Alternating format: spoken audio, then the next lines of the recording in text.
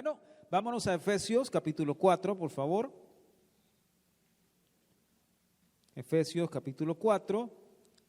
Quiero dar la bienvenida, por ahí vi a la hermana Sarita. ¿Dónde está? Ahí está, sí, pues ya no me falla la vista. Bienvenida, dame un aplauso, por favor. Ella es la querida mamá de nuestra hermana Karina, ¿verdad? Y suegra de José Miguel, ¿verdad? Ella es la famosa mamá Sarita. De ahí es donde viene la herencia de Ferfis de los Colochos. Es una broma. Bueno, en Efesios capítulo 4 estamos trabajando acerca del crecimiento. Estamos hablando acerca de aprender a crecer y no veo el plumón por aquí. Está arriba, gracias. Estamos aprendiendo sobre crecimiento. Lamento mucho que en esta semana no pudimos de alguna u otra forma, sobre todo porque fue vacación de repente, poner al día en el canal las prédicas de los domingos anteriores. Si me ayudas a abrirlo, porfa. Ahí va. Thank you. Entonces no pudimos actualizar los mensajes de las 11 de la mañana y algunos han estado solamente en los servicios de las 9 y no han podido escuchar los servicios de las 11 porque todavía no los hemos subido. Pero ahora voy a tratar la manera ahora de abarcar todo el mensaje que hemos estado aprendiendo respecto a eso. Efesios 4, versículo 13, es una de las bases para el mensaje de la esposa. Es uno de los fundamentos para el mensaje del camino crucificado, que nosotros le llamamos así, porque así se le conoce, porque habla acerca de morir a nosotros mismos. Diga conmigo, morir a mí mismo. Hoy en día afuera se enseña cualquier cosa. Hoy en día afuera se enseña que usted es el campeón, que usted puede lograrlo, y en cierto sentido está bien. Pero hay unas corrientes de filosofía cristiana que se ha metido en la iglesia, mejor dicho, de filosofía secular que se ha metido en la iglesia, que se llama humanismo. Y el humanismo, para que lo entiendan así, el humanismo es un mensaje que trata de levantar la condición del ser humano a un estado más alto en el que se supone que tenemos que estar. Me explico, el humanismo es aquello que dice, dentro de usted tiene a un Dios. O dentro de usted tiene la capacidad para lograr todo lo que se proponga. ¿Verdad que suena bien bonito? Suena muy bien eso, o sea, a que le diga a uno, tú lo puedes lograr, vamos que puede, yo confío en ti, yo creo en ti. Qué bonito se siente que le digan a uno que uno cree, que creen en uno. Uno puede pensar que es cierto, y en cierto sentido hay una forma de beneficio en eso, hay una forma de beneficio en que usted le dé confianza a sus hijos, por ejemplo. Pero el humanismo lo que hace es otra cosa. En lugar de tener una medida correcta de confianza, el humanismo lo que viene y dice es, ustedes dentro de ustedes tienen toda la capacidad que ustedes necesitan, por lo cual ustedes no necesitan a Dios. ¿Me doy a entender? Ese es el humanismo secular. Y de ahí donde provienen estas corrientes, si la han escuchado hablar, como la nueva era, por ejemplo. La nueva era dice que todos tenemos dentro de nosotros a un Dios y que tenemos que conectarnos con nuestro yo interior y hacer conexión ahí con el nirvana y llegar a un estado en el que ya nos convertimos en personas iluminadas. Usted podrá decir, ¿por qué nos está enseñando? Ahorita van a ver por qué les estoy enseñando eso. Resulta ser que esta corriente le enseña que usted tiene la capacidad que usted necesita para no necesitar a Dios. No, usted no necesita nada más. Usted lo único que necesita es conectarse con su yo interior y usted lo va a lograr todo. Usted puede. Usted es un campeón. Y entonces vienen otras corrientes de autoayuda, vienen corrientes de programación neurolingüística. Y vuelvo y repito, no estoy en contra de eso. Oigan esto, porque hay un sentido correcto en todo eso. Hay un sentido correcto en afirmar, hay un sentido correcto en confiar, en creer, en animar. Donde no es correcto es cuando todo eso empieza a volverse un estilo de vida en el cual yo puedo por mis propias fuerzas y no necesito a Dios. ¿Me doy a entender? Ahora, eso se está enseñando en muchas iglesias. Eso se está enseñando en muchas iglesias. Y de ahí es donde viene aquella cosa de declare, decrete, ate, desate, amarre, suelte. Porque al fin y al cabo esos mensajes lo que buscan querer hacer, mírenme la seña por favor, es agarrarle el brazo a Dios y torcerlo. ¿Eh? Y al final es que Dios tiene que hacer lo que yo digo que tiene que hacer. Y si Dios no lo hace, me enojo con Él. Es que Dios tiene que hacerlo porque Él ya dijo que yo soy un rey y yo soy un sacerdote. Y como yo soy rey, ahora yo puedo decir y Dios lo tiene que hacer. No, hermano, perdóneme. Sí nos ha hecho reyes y sacerdotes por su gracia y misericordia para Dios Padre, pero el Rey de Reyes se llama Jesucristo. Y Él es soberano por todas las cosas, sobre todas las cosas. Y Él gobierna con autoridad total y absoluta sobre el universo. Entonces ahí está el asunto. Si se dan cuenta, la línea del humanismo, la línea de todo esto, va queriendo superponer al hombre por sobre la soberanía de Dios. Porque si Dios dice que no, entonces yo me enojo, porque yo quiero que se haga mi voluntad.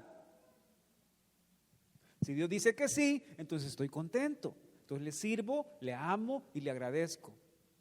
Pero ¿qué tal cuando Dios dice que no? ¿Pero qué hacemos cuando Dios dice que no a algo?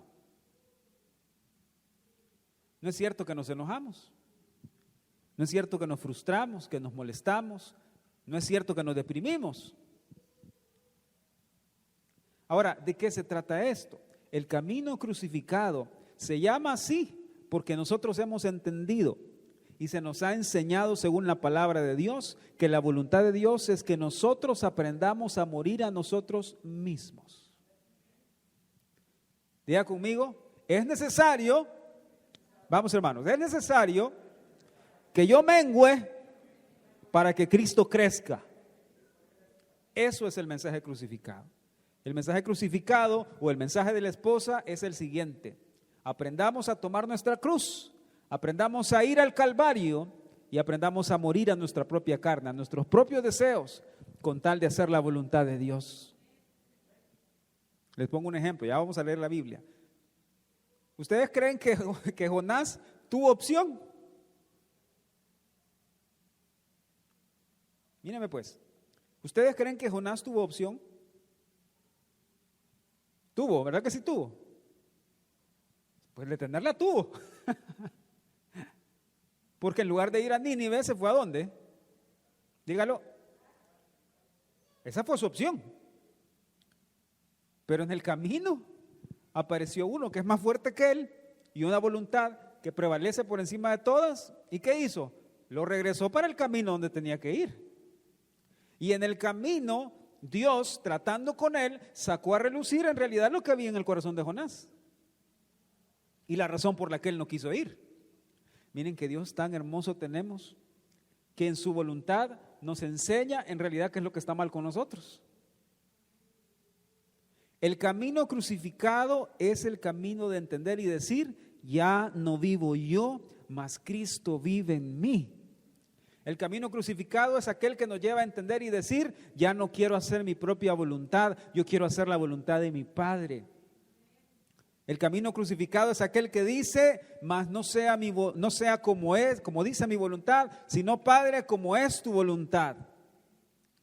El camino crucificado es decir: me niego a mí mismo, me niego a mis deseos, me niego a mi carne, me niego a mi orgullo, me niego a mi ego, y lo que yo quiero es la humildad de Cristo, lo que yo quiero es parecerme a Él, lo que yo quiero es su naturaleza en mí.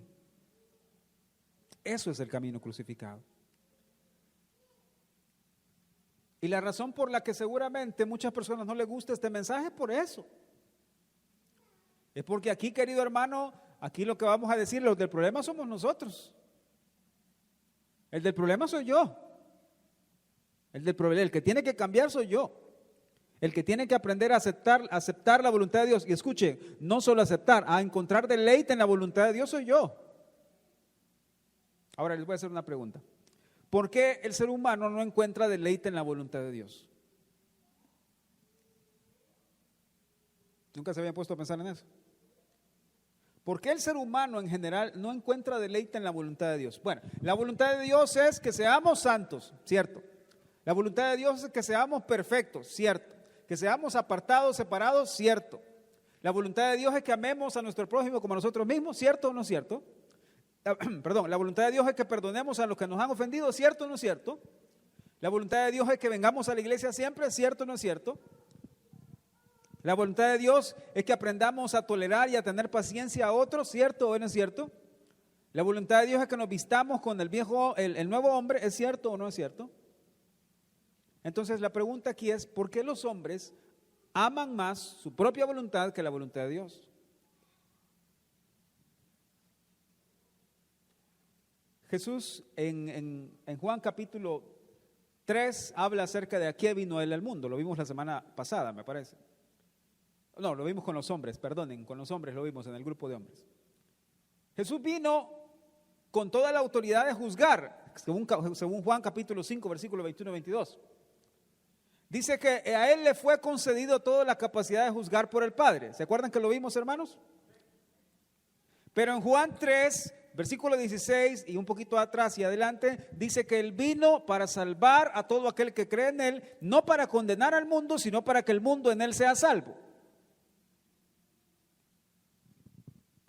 Ahora, si Jesús tiene la capacidad de juzgar, pero Jesús, en lugar de juzgar y condenar, da la oportunidad de salvarse, eso me habla que la naturaleza de Jesús es una naturaleza de perdón. ¿Me están siguiendo? Entonces, ¿de qué se trata el camino crucificado? ¿Y por qué a los hombres les gusta más su propia voluntad que la voluntad de Dios? Nos gusta más, muchas veces. ¿Saben por qué es? Dice Juan, capítulo 1, que los hombres amaron más las tinieblas que la luz. Porque mientras están en tinieblas, pueden hacer todo lo que quieran y lo que se les dé la regalada gana. Pero cuando la luz llega, la luz revela todo lo que hay. Ahora entienden por qué desprecian mucho a Jesús. Ahora entienden por qué menosprecian a Jesús.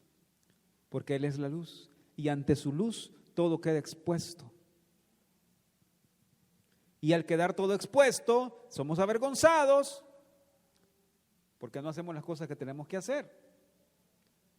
Pero la buena noticia para ustedes es que tenemos a un Dios bondadoso que a pesar de nuestras faltas, errores, pecados, transgresiones, Él nos extiende su mano de amor y nos dice: vuélvanse a mí. Si sus pecados son rojos, si sus pecados están manchados, pueden venir a ser blancos cuando ustedes estén a cuentas conmigo. Eso es un Dios de amor. Eso es un Dios de perdón que se niega a sí mismo por amarlo a usted y a mí. Y quiero explicar bien eso porque no quiero que se malentienda. Cuando digo que Dios se niega a sí mismo, me refiero al hecho de que Él en su santidad lo que hace es exponer a su Hijo para que nosotros por su Hijo alcancemos la santidad de Él. ¿Qué necesidad tenía? O no qué necesidad, mejor dicho, cómo en la vida un Dios santo, santísimo, puede acercarse a un hombre pecador. Siempre les he puesto el ejemplo. Lleven un poquito de paja al sol y ¿qué le pasa? Se quema. Ahora la pregunta aquí sería: ¿cómo puede un Dios santo acercarse a un hombre pecador? Y la respuesta es negándose a sí mismo y poniéndose por expiación para que usted y yo tuviéramos un puente en Jesús. Les demuestro cómo más Jesús se negó a sí mismo. Filipenses capítulo 2, versículo 5 dice: haya pues en vosotros este sentir como hubo en Cristo, el cual, siendo igual a Dios, no escatimó nada. Él lo que hizo fue dejar su gloria por venir a vivir entre mortales, entre una tierra llena de pecado, por usted y por mí. Se negó a sí mismo por usted y por mí. Se negó privarse de la gloria que tuvo con su Padre antes de la fundación del mundo por usted y por mí. Eso es el camino crucificado. Aprender a negarnos a nosotros mismos por amor al Señor, por amor a usted, a los demás, por amor a nuestros hermanos. Aprender a negarnos a cómo me quiero ver, aprender a negarnos a cómo quiero hablar, para hablar como Dios quiere que yo hable, para vestirme como Dios quiere que me vista, para hacer lo que Dios quiere que haga, para amar como Dios quiere que ame, para perdonar como Dios quiere que perdone. Ahora, este mensaje no es para todos. Es decir, está disponible para todos, pero no todos lo van a aceptar.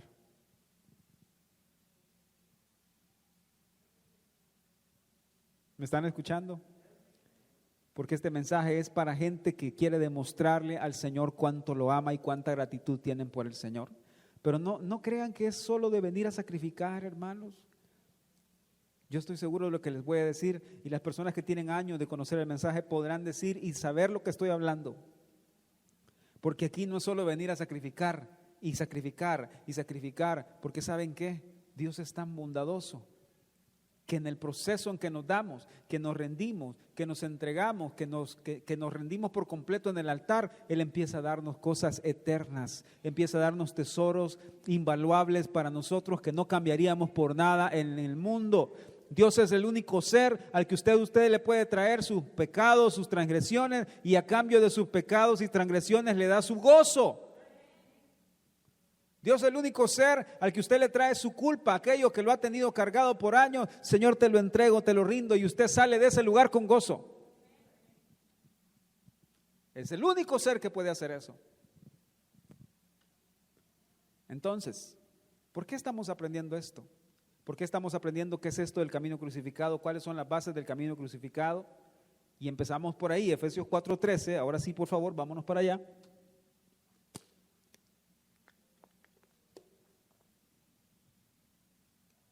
¿Me estoy dando a entender? Vamos fuerte, hermanos. Léanlo conmigo como guerreros. 13. Hasta que todos lleguemos a la unidad de la fe y del conocimiento del Hijo de Dios, a un varón perfecto, a la medida de la estatura de la plenitud de Cristo. Digan amén. Pero miren, yo les quiero contar que ando un problemita en mi oído izquierdo y casi no oigo con él porque se me metió agua y todavía he estado con una medicina que ya está haciendo efecto, pero todavía no está del todo bien. ¿Ok? Así que no los escuché. Tienen que volver a leer conmigo más fuerte. Vamos. Hasta que todos lleguemos a la unidad de la fe y del conocimiento del Hijo de Dios, a un varón perfecto, a la medida de la estatura de la plenitud de Cristo. Ahora digan amén. Ahora, hemos estudiado ese versículo en el culto de las 11 de la mañana y hemos hecho un estudio más o menos exegético, les decía, de unas palabras que son hasta. Espero que todos alcancen a ver hasta allá. ¿Sí? Sí, ¿verdad? Más o menos. Hasta que todos, le pusimos aquí, lleguemos. Muy bien, entonces ahora quiero que trabajemos un poco en esta, porque esta ya trabajamos y un poco esta la introdujimos la semana anterior. La palabra hasta, les dije, es una meta. La palabra hasta es un límite, es un lugar, o mejor dicho, es el punto final al que tenemos que llegar. Y aquí hablábamos acerca de que Dios no nos va a dejar hasta el fin del mundo, no nos va a dejar hasta que lleguemos a la meta, hasta que lleguemos a ese lugar al que Él nos quiere llevar, hasta que todos lleguemos. ¿De acuerdo?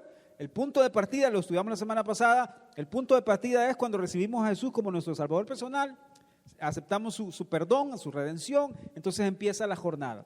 Luego que empieza la jornada, el Señor empieza a darnos recompensas, a ofrecernos premios eternos, galardones eternos, ¿verdad? Eso lo vimos la semana pasada.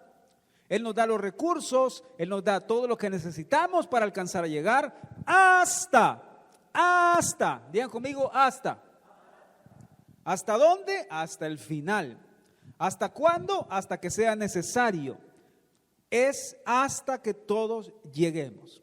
Y esta palabra la introdujimos la semana pasada y les dije que es una palabra griega que se llama katantaos. ¿Se acuerdan? Katantaos. Significa encontrarse, significa arribar, llegar, alcanzar, venir. ¿Ok? Muy bien, entonces, ¿pero qué es este lugar? Piénsenlo. Cuando ustedes dicen llegar, ustedes automáticamente están hablando de un lugar. Usted no, les decía la semana pasada, ustedes no pueden llegar a ningún lugar. Usted necesita tener un lugar como para decir yo ya llegué, ¿verdad? Y la palabra lleguemos nos habla de eso, de un lugar. Ahora, déjenme preguntarles algo. Vamos a ver. Creo que usted se puede dar vuelta para atrás, ¿va? Eso. ¡Wow! Ahora les pregunto, hasta final, que todos lleguemos. Ahora les hago una pregunta. ¿Qué es ese lugar? ¿Dónde es el lugar que tenemos que llegar?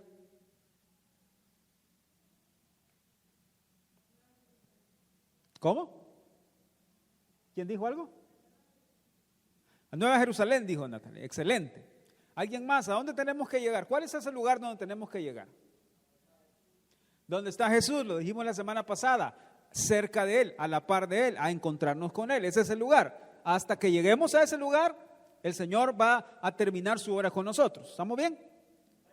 ¿Dónde más es ese lugar? A ver.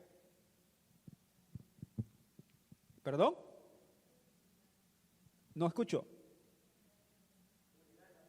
A la unidad de la fe. Muy bien. Vamos bien. Ustedes se acordarán de este pequeño diagrama que les voy a dibujar.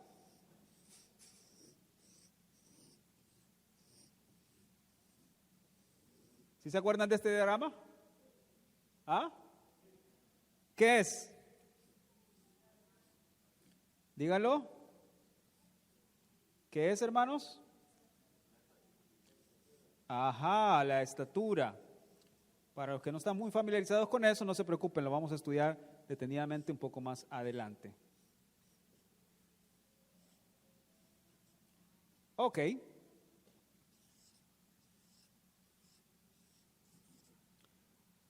Entonces tienen, ¿cuáles son los muebles? Vamos a ver, hermanos.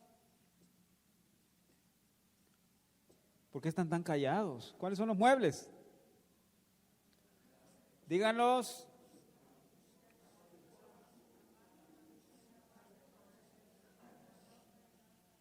Eso, los conocen los 7, ¿verdad? ¿Sí? Ahora, quiero ponerles en perspectiva esto. Hasta que todos lleguemos. Este es el inicio de nuestra jornada espiritual, cuando obtenemos el perdón por medio de la sangre de Jesús. Obtenemos el perdón por la propiciación, por la redención, por el perdón de Jesús. Aquí empieza la jornada para el no creyente, es decir, cuando recibe a Cristo y empieza a avanzar. Esta es la experiencia con la sangre, con el perdón. Esta es la experiencia con el bautismo en agua, ¿verdad? El lavacro estaba lleno de agua, estaba hecho de los espejos de las mujeres que ayudaban o que velaban a la puerta del tabernáculo. Luego subían en el tabernáculo, si se acordarán, este es el santuario propiamente dicho, ¿verdad? Este es el atrio, ¿sí? 60 columnas, esta es la puerta principal. Aquí había otra puerta en el santuario y aquí había otra puerta más, una cortina. ¿Sí? Esto se conoce como el atrio, esto se conoce como el lugar santo y esto se conoce como el lugar santísimo. Sé que son repasos para muchos de ustedes, pero ya van a ver a dónde vamos. Este es el inicio de nuestra jornada, ¿verdad? Perdón, esto iba por el lado de afuera. Este es el inicio de nuestra jornada. Pero resulta ser, queridos hermanos, disculpen, esta es la segunda puerta, esta es la tercera puerta y aquí está la primera puerta. Esto no. Aquí me confundí por esto del asunto de la estructura. Escuchen esto, esta es nuestra primera parada. ¿Vamos bien? ¿Sí? A ver, lo voy a decir bien porque no quiero confundir a nadie. Este es el atrio, este es el lugar santo, este es el lugar santísimo. Aquí hay 3 puertas, 1, 2, 3. Este punto de partida es donde todos ustedes y yo comenzamos cuando recibimos a Jesús como nuestro Salvador personal. Luego avanzamos, ¿y quiénes ya se bautizaron en agua? ¿Quiénes no se han bautizado y quieren bautizarse en agua? Lo vamos a hacer muy pronto, ¿ok? Este es nuestro siguiente paso. Luego pasamos por la segunda puerta y llegamos a este mueble que se llama el altar del incienso o el altar de oro. Y este representa la oración. Este representa una experiencia con el nombre de Jesús, ¿ok? Luego tenemos a un lado el candelero. ¿Qué representa el candelero, hermanos? ¿Qué representa? La palabra. Bien, a este lado tenemos la mesa de los panes que tenía 12 panes. ¿Qué representa la mesa de los panes? ¿Cómo? La experiencia de la palabra de Dios o la vivencia de la palabra de Dios. Bien, miren pues, sangre, fuego y agua, experiencias iniciales en el atrio. Subimos, tenemos una experiencia más profunda en oración, en intercesión, en dolores de parto, ¿verdad? Con el nombre de Jesús. Pasamos al candelero donde tenemos experiencia, donde la luz de la palabra se enciende para nosotros y tenemos una experiencia más profunda con estudiar y con amar la palabra de Dios. Luego pasamos a la mesa de los panes, donde tenemos una experiencia con la vivencia de poner por obra la palabra de Dios. ¿Bien? Esto es un repaso. Para algunos que son nuevos, pronto lo vamos a ver detenidamente. No se preocupen, en esta serie lo vamos a ver. Y luego está el último lugar, que era el lugar santísimo. ¿Y este lugar qué representa? Díganlo, ¿qué representa?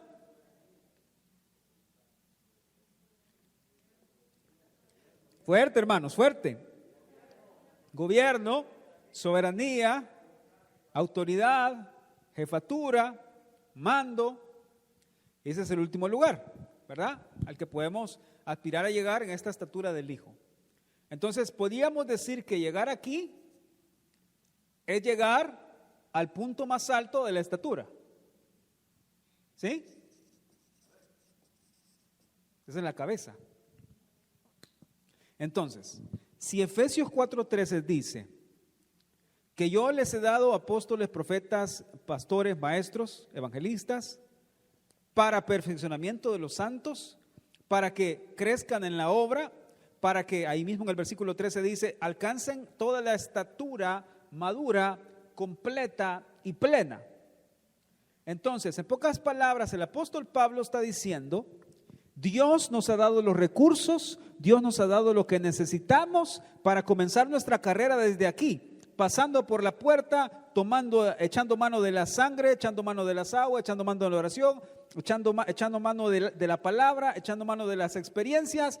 Pablo está diciendo, el Señor les va a ayudar a subir por todo esto, a caminar por todo esto, hasta que lleguemos a la unidad de la fe y del conocimiento. Es decir, para ustedes que tienen el llamado del camino crucificado, el llamado de la esposa, el llamado de este mensaje, tienen los recursos necesarios en Cristo, en la palabra, para que lleguemos hasta este punto de la cabeza, hasta este punto del final. Necesito que se animen, necesito que cobren ánimo y fuerza, hermanos, porque Dios ya ha dado lo que necesitamos para llegar. Uno se puede llenar de ansiedad, llegar y decir, es que quizás no lo voy a lograr. Es que usted no lo va a lograr, hermano, ni yo no lo voy a lograr. Lo que tengo que hacer es ir cada vez a este altar. Me rindo, me entrego, bautízame una vez más en amor, bautízame con tu Espíritu Santo, Señor. Eso lo va a llevar a tener una experiencia con el Espíritu Santo, con el nombre aquí en la oración. Va a iluminar la palabra para usted, le va a dar fuerzas en los panes, en la mesa de los panes, y le va a ayudar a tener deleite y amor por la soberanía de Dios. Y entonces Jesús va a poder decir, yo te ayudé a llegar hasta el final. Yo te ayudé a llegar hasta el final. Entonces, ¿qué es ese lugar al que tenemos que llegar? Hasta que todos lleguemos. Hasta que todos lleguemos. Y les dije, al llegar, la palabra katantao, les decía, significa alcanzar, encontrarse, encontrarnos, venir, arribar, alcanzar. Hace unos años recibimos una respuesta de un testimonio de Indiana, donde decía que el Señor nos veía como pequeños niños que iban escalando sobre los muebles del tabernáculo. ¿Te acuerdas?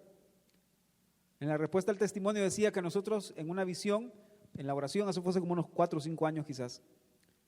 Decía que nos veían como pequeños niños que comenzaban gateando y se empezaban a subir en los muebles del tabernáculo. Y caminaban y se agarraban del siguiente e iban subiendo.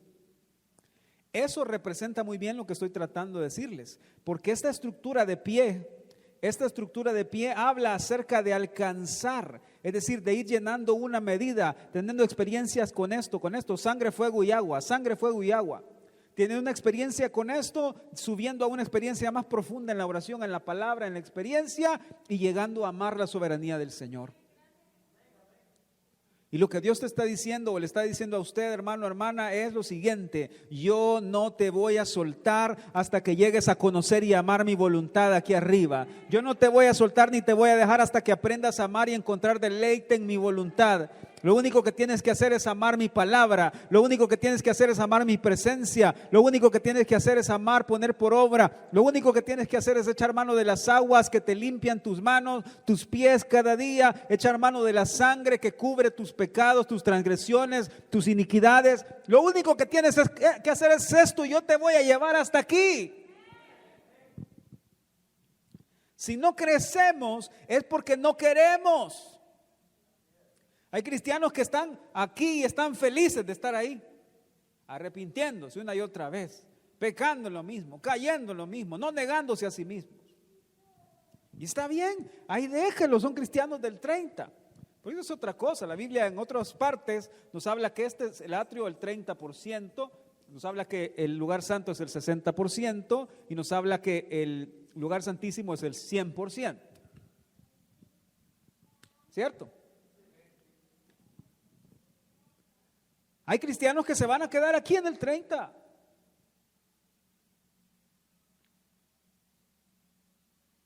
Pero yo no sé usted, yo no me quiero quedar en los del 30.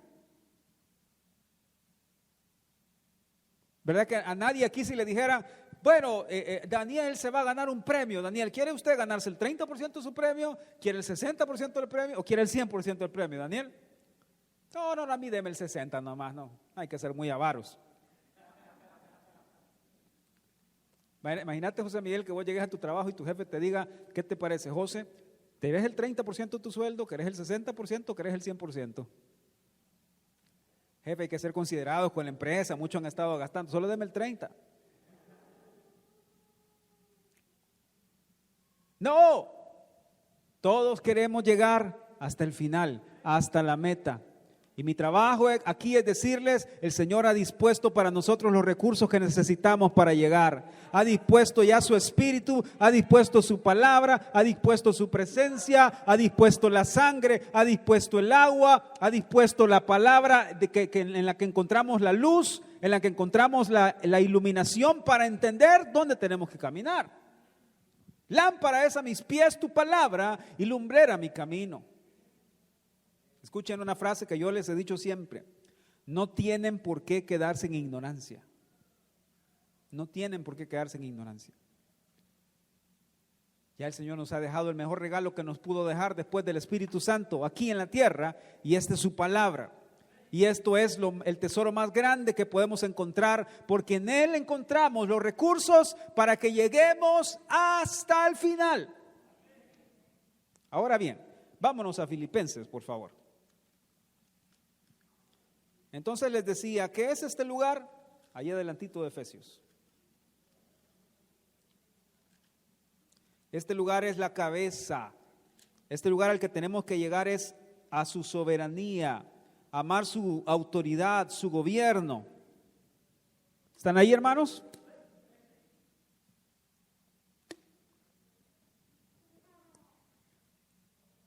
¿Alguien se alegra que el Señor ya dispuso todo para que lleguemos? Nos podemos llenar de ansiedad tantas veces porque uno se llena de ansiedad y uno dice, es que quizás no lo voy a lograr, es que me hace falta tanto, es que yo no soy todavía como Jesús. Y está bien, hermano, que pensemos que nos hace falta tanto. ¿Sabe por qué está bien? Porque eso nos tiene que hacer entender a dónde tenemos que ir más, y es a nuestro cuarto, a orar, a buscar su palabra, a buscar su presencia, a buscar los recursos. Y por eso empecé al principio diciendo, el humanismo aleja por completo la idea que necesitamos de Dios. Pero la palabra de Dios nos está diciendo, sin mí no pueden hacer nada, necesitan hoy más que nunca de mí. Amén. Filipenses capítulo 1.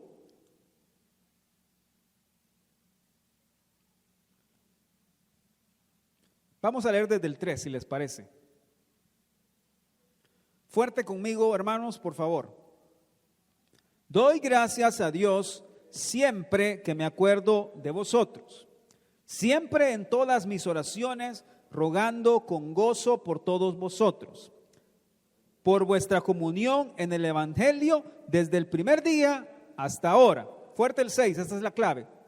Estando persuadido de esto, que el que comenzó en vosotros la buena obra, la perfeccionará hasta el día de Jesucristo.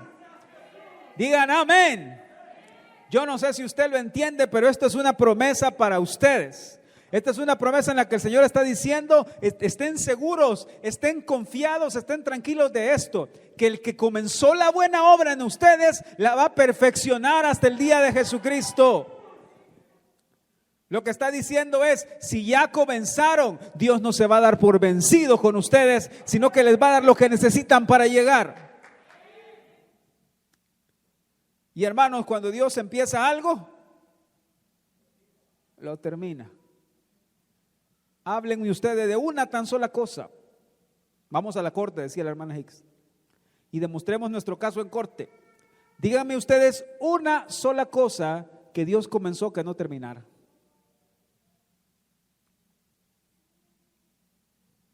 Una. Tráigame en la Biblia una obra que Dios comenzara y no terminara.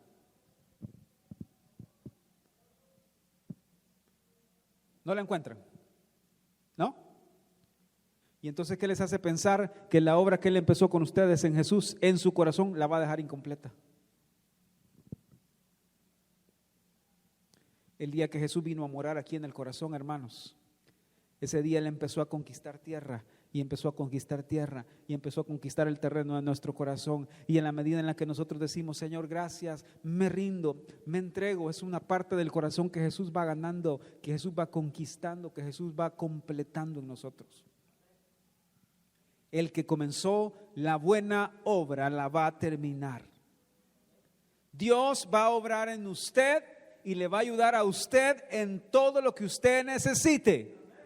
Miren lo que estoy diciendo. No estoy diciendo Dios le va a dar a usted todo lo que le pida, material, carros, casas, y qué bueno que Dios le da a algunas personas algo así, pues vea, ese es caso del Señor. Lo que estoy diciendo es que sí les puedo asegurar que Dios nunca los va a dejar solos, que nunca los va a desamparar y que siempre les va a dar lo que necesitan a ustedes en el momento en que lo necesiten, espiritualmente hablando y muchas veces materialmente hablando. Les estoy diciendo que es porque Dios en su palabra ha prometido estar siempre con nosotros. Muchas veces, ¿se han sentido desanimados? Levánteme la mano, ¿quién alguna vez se ha sentido desanimado aquí? De seguir en cualquier cosa, en el camino, en el evangelio, en la iglesia, en el matrimonio, como papá, como empresa, como trabajo. Entonces, cuando usted se siente incompleto, cuando usted se siente desanimado, cuando usted se sienta que ya no puede más, tiene que ir al lugar correcto. Tiene que ir al lugar correcto. ¿Y dónde es el lugar correcto? Debajo de las promesas de Dios, debajo de la palabra de Dios, debajo de donde Dios ha dicho que nunca lo va a dejar y nunca lo va a desamparar. ¿Dónde es el lugar correcto al que tenemos que correr, correr y correr? Cuando sentimos que no podemos más, vaya a buscar refugio en las manos de Dios. ¿Están siguiendo? Salmo 138. Les estoy dando algunos versículos clásicos.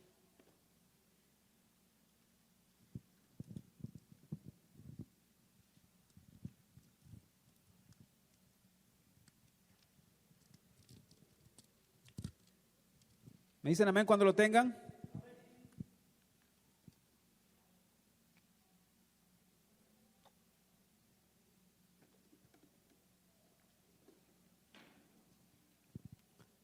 Salmo 138.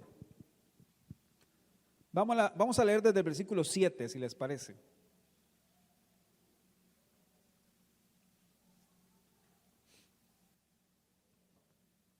Fuerte conmigo, por favor. Si anduviere yo en medio de la angustia, tú me vivificarás. Contra la ira de mis enemigos extenderás tu mano y me salvará tu diestra. Fuerte. 8. Márquenlo, subrayenlo, píntenlo como quieran. Jehová cumplirá su propósito en mí. Tu misericordia, oh Jehová, es para siempre. No desampares la obra de tus manos. Escuchen y díganlo fuerte conmigo. Jehová cumplirá su propósito en mí. Fuerte. Jehová cumplirá su propósito en mí. Una vez más. Jehová cumplirá su propósito en mí. David se estaba enfrentando contra enemigos y venían a hacerle la vida imposible y querían matarlos, y podían ser muchos, podían ser maliciosos, podían ser malvados, poderosos. Pero el Señor lo único que tenía que hacer era mover su mano, y David tenía su confianza en la mano de Dios. Por lo tanto, David pudo decir: Jehová cumplirá su propósito en mí. Jehová cumplirá su propósito en mí. No importa cuántos se han levantado, no importa cuántos enemigos espirituales se han levantado, no importa si hay tristeza, si hay depresión, si hay frustración, si hay enojo, si hay ira, si hay orgullo, no importa cuántos enemigos se hayan levantado, Jehová cumplirá su propósito en mí. Lo único que tengo que hacer es ampararme debajo de sus alas, ampararme debajo de sus manos, ampararme debajo de su soberanía. Estar seguro de que Dios me va a vivificar. Miren lo que dice el versículo 7. David está diciendo: aunque ande en angustia, aunque esté preocupado, aunque esté con mucha carga, tú me vivificarás. Aunque sienta que ya no puedo más, tu palabra, oh Dios, es vida para mis huesos. Tus promesas, oh Dios, son vida para mí. Lo que David está diciendo en pocas palabras es: Dios es tan bueno y es tan misericordioso que yo sé que no me va a dejar tirado nunca. Y quiero que noten algo. El versículo 8 tiene un cambio interesante en las dos primeras partes, A y B. Dice: Jehová cumplirá su propósito en mí. Pero luego se dan cuenta que cambia el tema, prácticamente. Dice: tu misericordia, oh Dios, es para siempre. Y entonces uno se pregunta: ¿y por qué David cambió ahí de tema? Porque lo más lógico sería decir: Jehová cumplirá su propósito en mí porque me ayudará a tal cosa, ¿verdad? Eso sería lo más lógico, tendría sentido, por así decirlo, para nosotros. Pero David hace un cambio ahí. Dice: Jehová cumplirá su propósito en mí. Tu misericordia, oh Dios, es para siempre. Extraño. Y me puse a pensar en eso, y me puse a orar por eso. Señor, ¿qué es esto? ¿Qué nos quiere decir a nosotros? Porque este versículo lo tenía entre ceja y ceja, que se los tenía que dar. Y llegué a una conclusión, y luego estudié sobre ello y entendí una cosa. ¿Saben qué es lo que pasaba? Que David estaba diciendo: Jehová cumplirá su propósito en mí, porque su misericordia es para siempre. ¿Están viendo eso? Hay una conexión entre el hecho de que Dios ha prometido que va a terminar su obra en usted, y una conexión con que Dios te es misericordioso para siempre. Es decir, en pocas palabras, no por nuestras fallas, no por nuestros errores, no por nuestras torpezas, Jehová va a dejar de tener misericordia de usted y de mí. Entonces, lo que va a hacer que Dios complete su obra en usted y en mí, no somos nosotros mismos, es la misericordia eterna que Él nos tiene y el amor que nos tiene. Por eso David está diciendo: Jehová cumplirá su propósito en mí, tu misericordia, oh Dios, es para siempre. Cuando usted sienta que no puede más, cuando usted sienta que está desanimado, que está sin fuerzas, que siente que ya no hay posibilidad para ningún lado, dígale: Señor, yo sé que tú vas a cumplir tu obra en mí, porque tu misericordia es para siempre, Señor. Sé que no me vas a dejar tirado en el camino, sé que no me vas a dejar a medias, sé que me has dado los recursos para alcanzar a llegar hasta el final, porque tu misericordia es para siempre. Sé, Señor, que aunque hayan enemigos, que aunque hayan malvados, que aunque hayan enemigos espirituales o naturales, tu misericordia sigue siendo para siempre. Y sé que tú completarás tu obra en mí, porque tu misericordia es para siempre. Hasta que todos lleguemos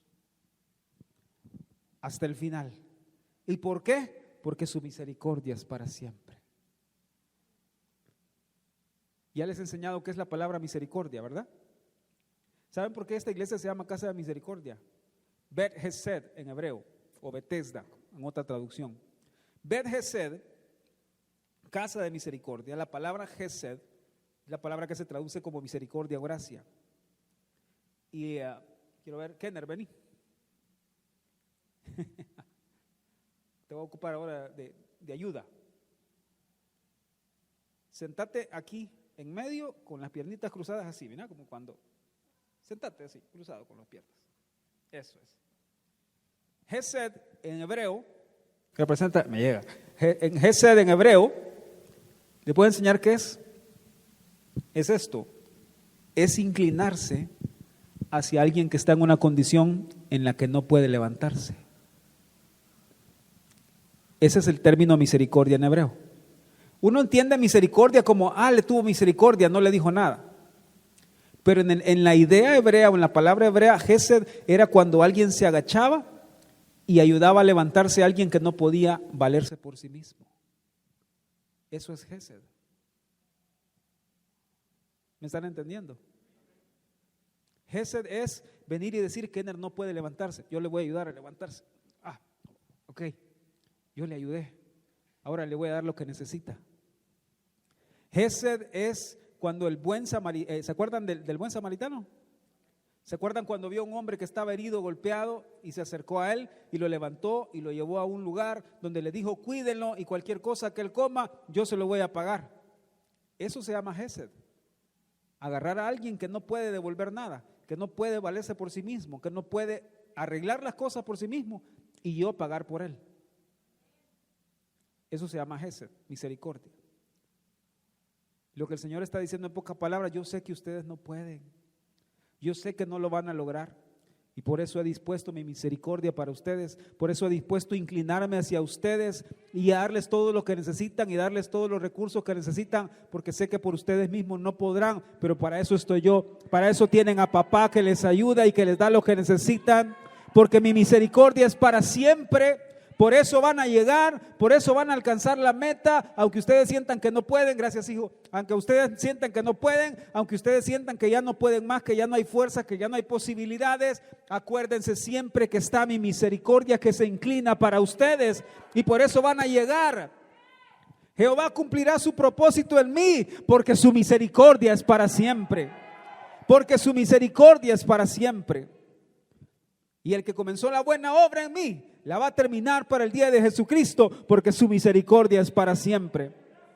Escuchen esto que les tengo que decir esta mañana. No hay oración más poderosa que podamos hacer que ir de rodillas a clamar y misericordia y decir tu misericordia, ten misericordia de mí, Señor. Ten misericordia de este país, ten misericordia de esta ciudad, ten misericordia de esta iglesia, ten misericordia de mis hijos. Porque ustedes lo que están haciendo ahí es echando mano de la naturaleza misericordioso de Jehová. ¿Cómo creen o por qué creen ustedes que entre los 12 nombres que hay del nombre gubernamental del Señor en Éxodo, encuentran 3 veces la palabra misericordia?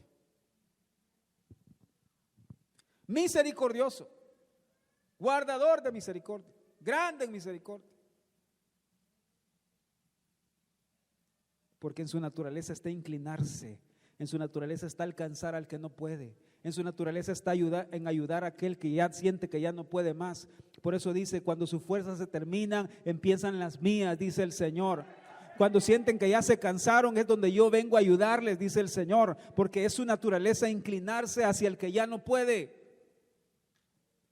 Él no rechaza un corazón contrito y humillado. ¿Por qué creen que no lo rechaza? Porque hay un imán en él que lo jala hacia un corazón que está quebrantado, a un corazón que se está humillando, a un corazón que está diciendo yo ya no puedo más, Padre ayúdame, y su corazón se inclina por su Hesed, por su misericordia. Hace unos años escuché una prédica, ya voy a terminar, de Reverendo Townsend. Él decía, ¿se acuerdan de la parábola de la oveja perdida? ¿Qué fue lo que llevó al pastor a buscar a la oveja?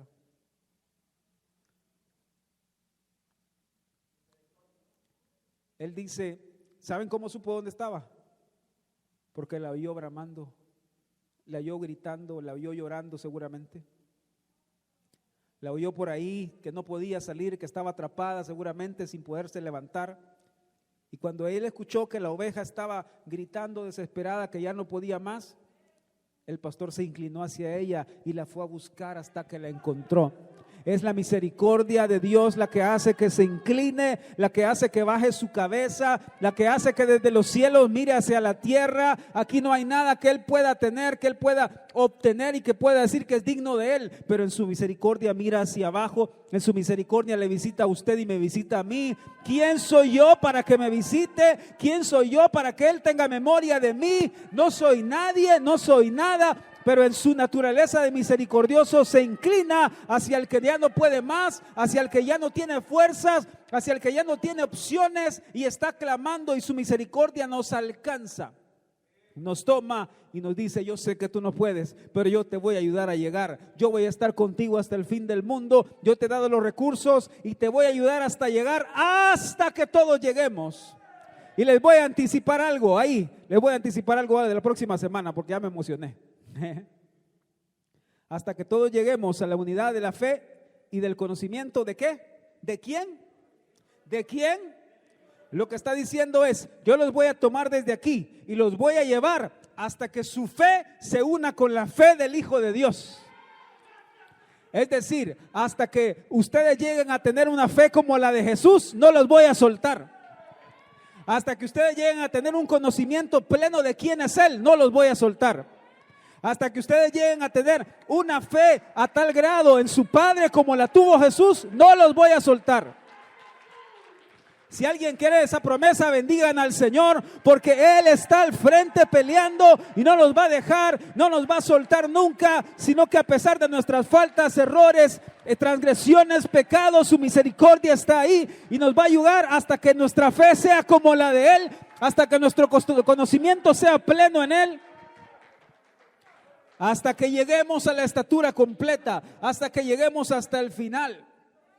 No por nuestras fuerzas, no por nuestra capacidad, no porque tanto sepamos, no por quien seamos, solamente por su misericordia, solamente por su gracia. No porque tengo 5 años de conocer esto, no porque tengo 8 años de aprenderme la Biblia, me la sé de memoria.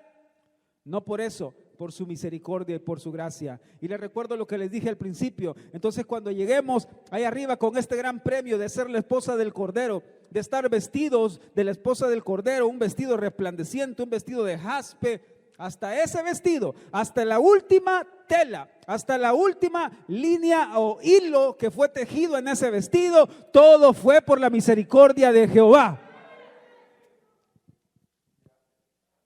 Y entonces tomo mis coronas y las aviento delante de Él y le digo: todo fue por tu misericordia. ¿Te acuerdas que yo ya no podía, pero tú me ayudaste a llegar, Señor? Si hay algo que tenemos que agradecer en esta vida, es la misericordia de Jehová. Por eso el salmista decía: tu misericordia, oh Dios, es lo que me va a alcanzar, me va a ayudar a alcanzar, es lo que va a hacer que tú completes tu obra en mí. Y solo porque no tengo más tiempo, no les explico que lo que hubo antes de toda la creación fue la misericordia de Dios. ¿Se acuerdan que la palabra dice que su misericordia está por encima de los cielos? La palabra cielos ahí es al arriba. En la dimensión del Padre, lo que Él hizo fue primero poner su misericordia. Y debajo de su misericordia empezó a crear todo. Porque si Él no ponía la misericordia por esas cosas, lo consume. Gracias a Dios por su misericordia. Amén. Vamos a orar en esta mañana. Le voy a pedir a la pastora que nos ayude a orar, por favor.